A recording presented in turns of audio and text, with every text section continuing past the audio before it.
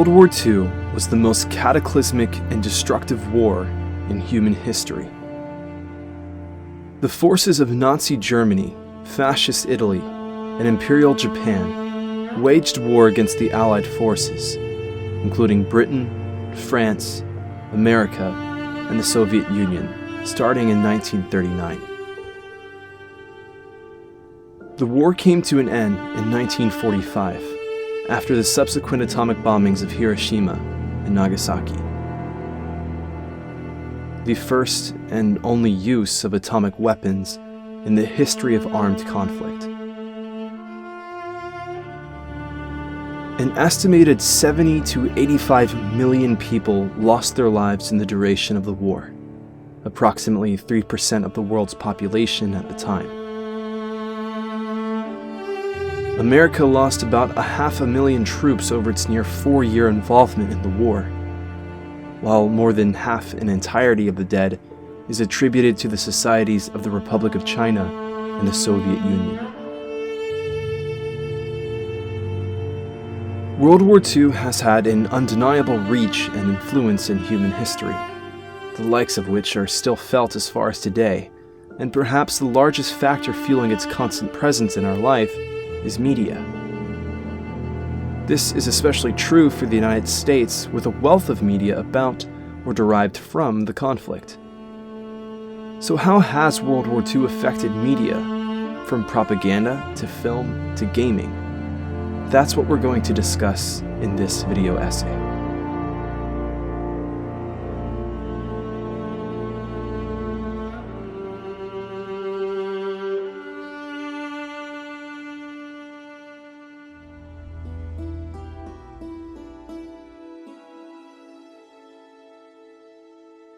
Cinema has a curious way of causing a lot of people at once to take in visual information that sometimes changes the way they think.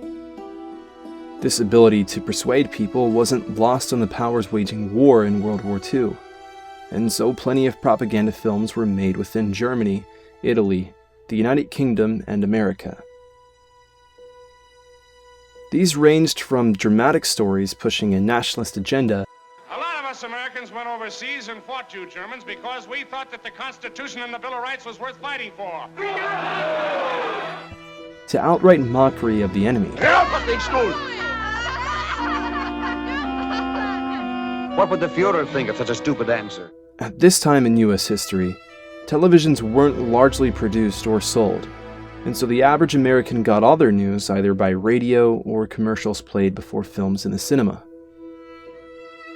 The US utilized this to show heroic displays of valor of American troops in both the European and Pacific theater, to promote civilian rapport for the war, mainly with war bonds.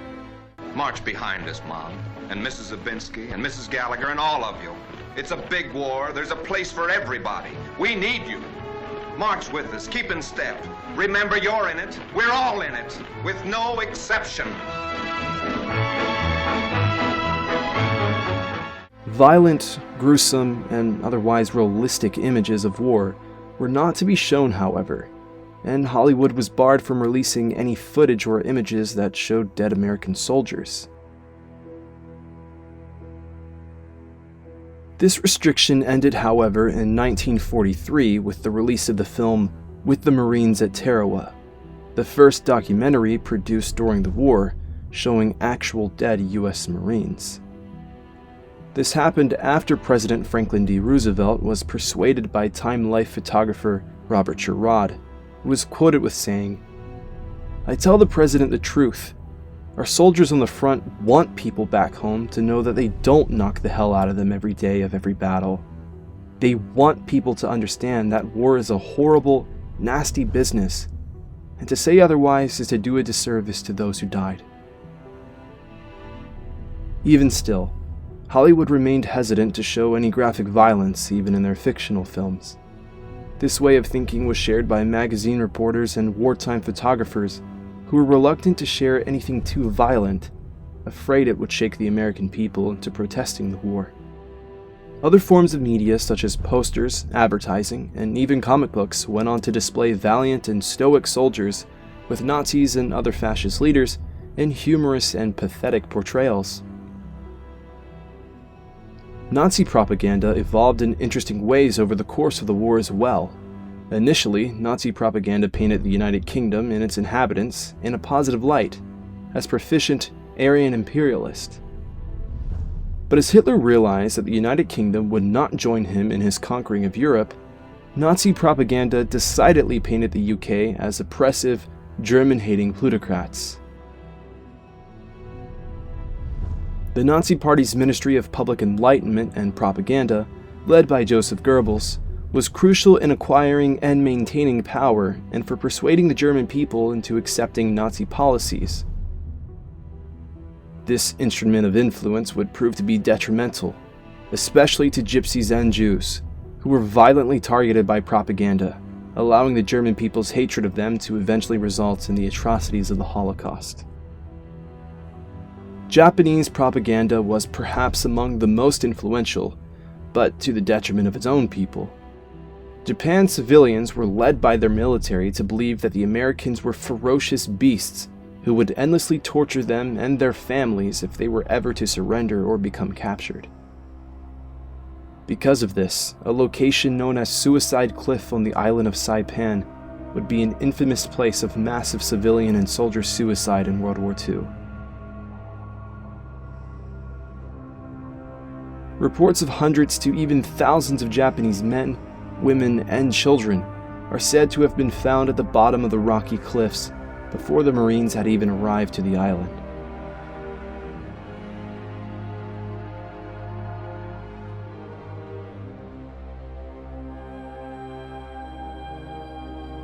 The power of wartime filmmaking and propaganda would go on to be used post-World War II to influence thought during the Korean War, the Vietnam War, and the period of the Cold War.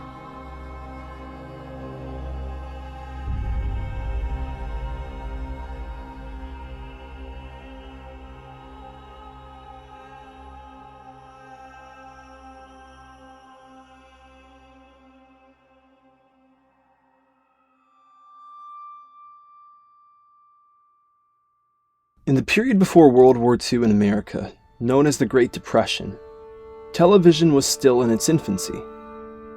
When World War II began, production of televisions in America virtually came to a screeching halt. But with war, ironically came prosperity in America.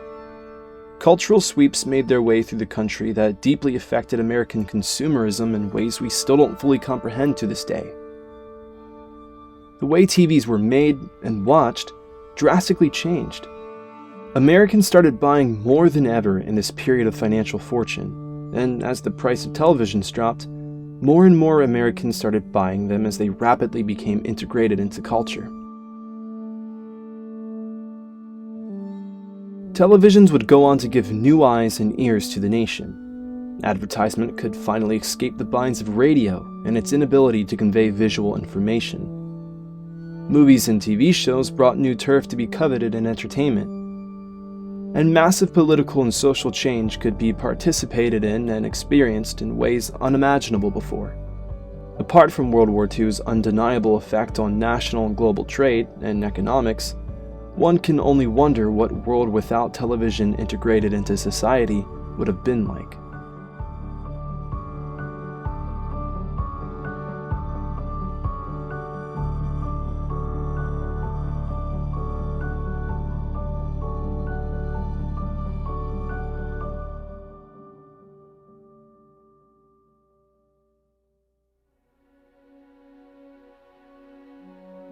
During World War II and the following 2 decades of the 50s and 60s, a wealth of films about or set during the war were made. These included films such as The Best Years of Our Lives. Say, how about the 3 of us going back to Butcher's place? We'll have a couple of drinks and then we can go home. You're home now, kid. From Here to Eternity. I got him, Pete! I got him! I got him! Bridge on the River Kwai. What have I done? Moving into the 70s and 80s, there was a steep decline in the amount of World War II films made in light of the Vietnam War and the Cold War era. War films were generally about the conflict in Vietnam and were highly politicized and anti-war. Still, previous World War II films would go on to inspire filmmakers such as Steven Spielberg and George Lucas. In the 70s and 80s, Spielberg made several films in relation to World War II, such as 1941 and Empire of the Sun, as well as utilizing elements in his Indiana Jones film series. George Lucas, creator of Star Wars, designed the Imperials in his fictional universe in the likeness of Nazis, even naming the military of the Galactic Empire Stormtroopers, a direct reference to Hitler's Blitzkrieg troops. The impressive visual effects depicting starfighters engaging in dogfights, and even trench warfare, are also callbacks to World War II imagery. But as years went on, fewer and fewer films had a World War II backdrop that impacted cinema. However, in 1993, Spielberg made a return to the World War II genre with his film Schindler's List. A raw and terribly realistic story depicting the rise of the Holocaust and Oskar Schindler's real attempt to rescue as many Jews as he could. The film had an undeniably profound effect on cinema, but Spielberg didn't stop there. His film, Saving Private Ryan, revitalized the World War II movie genre in 1998. Saving Private Ryan is among one of the most awarded World War II films ever made, nominated for 11 Academy Awards and winning 5. The film's depiction of the Omaha Beach assault in Normandy, France on D-Day, is among one of the most realistic portrayals of the actual events in any film. The film was selected for preservation in the National Film Registry in 2014, deemed culturally, historically, or aesthetically significant.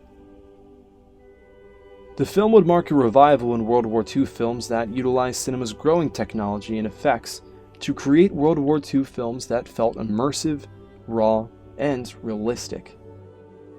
In that same year, director Terrence Malick returned to directing from a 20-year hiatus to direct The Thin Red Line. Like most of Malick's work, the film was shot in an almost ethereal way and focused on philosophical themes more than a strict plot structure. The film follows fictionalized versions of actual historical events in the Battle of Guadalcanal, and was nominated for 7 Academy Awards, but failed to win any of them. Many believe the film was a masterpiece that was unfortunately overshadowed by Saving Private Ryan. Regardless, the following 2 decades up until this point have seen many more phenomenal submissions into the World War II genre of film. Spielberg and Saving Private Ryan actor Tom Hanks went on to create Band of Brothers, HBO's most expensive TV show ever made at that time. Another mini-series called The Pacific was also made by the same team. Cinema began to have its hallmark classic as well, from the likes of Tarantino's Inglourious Bastards. We ain't in the prisoner-taking business. We in the killing Nazi business. And cousin, business is a booming. Clint Eastwood's companion films Flag of Our Fathers and Letters from Iwo Jima.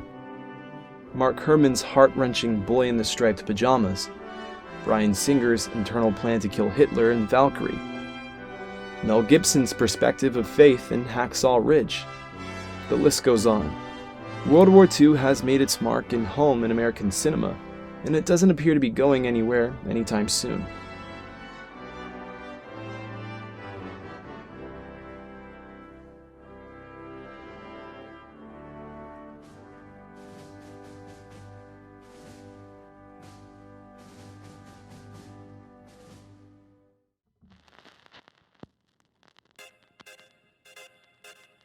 Video game consoles in America have existed for nearly 50 years.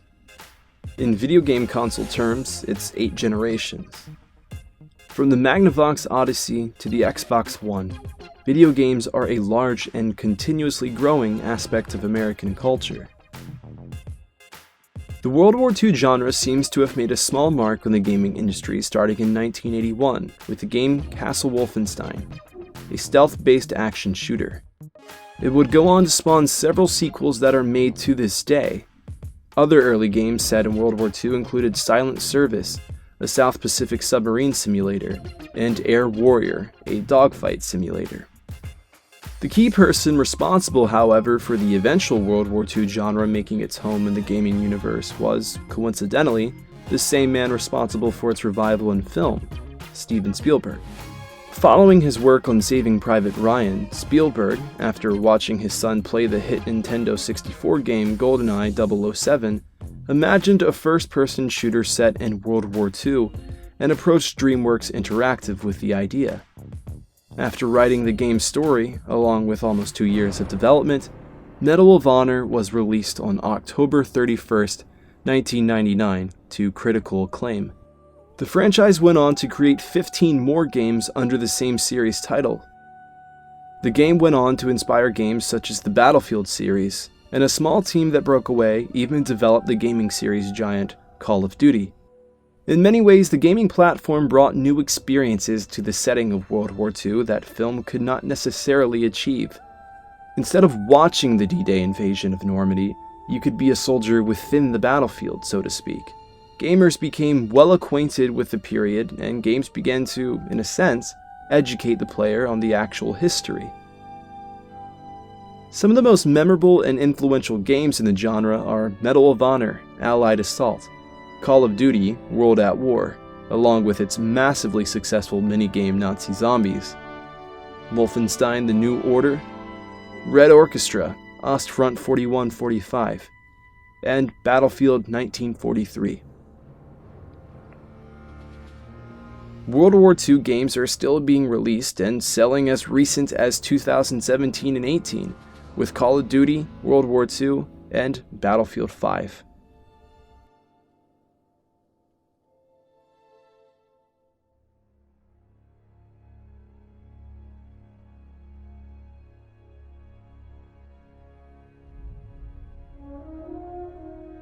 From its effect on propaganda, television and film, gaming, and so much more, World War II's legacy echoes throughout our media.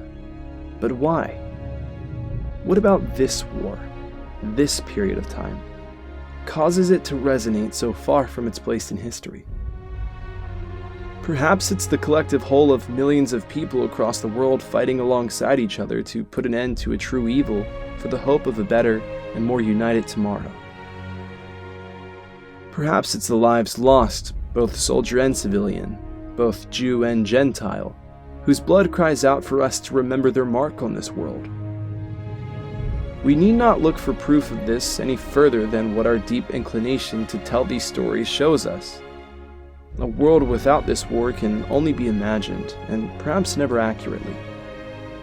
But it is this period in history that has undeniably shaped our world and media. It caused to be seen, learned about, and understood, and perhaps just for the sake that something so terrible never happens again. Perhaps that's why it endlessly exists in our media. Perhaps that's why we choose to remember.